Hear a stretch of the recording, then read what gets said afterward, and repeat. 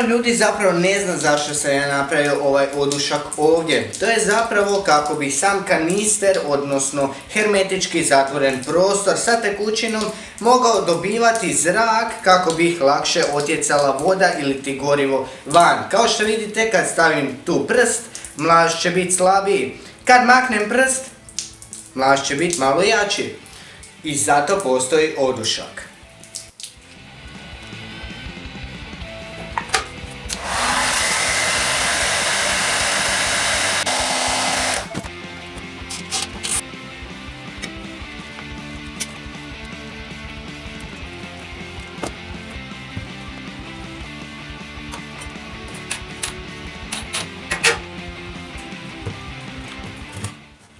Na vrh oduška obavezno staviti nekakvu mrežicu ili gazu da ne upada smeće ili tako nešto u gorivo, te samim tim to odlazi u karburator i možete zezniti cijeli motor.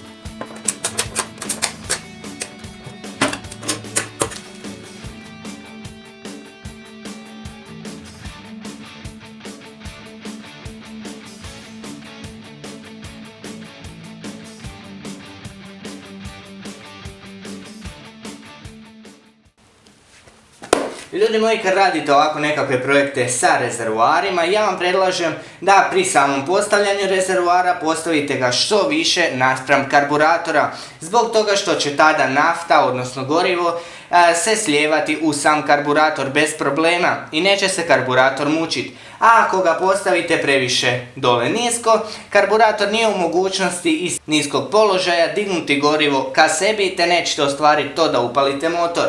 Ili ćete možda i upaliti motor, ali će vam on štucat i zezat će vas.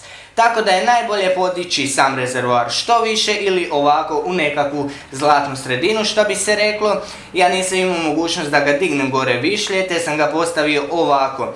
No bez brige, to će se sve samom težinom goriva slijevati u sam karburator, te će karburator i sam po sebi malo povući goriva.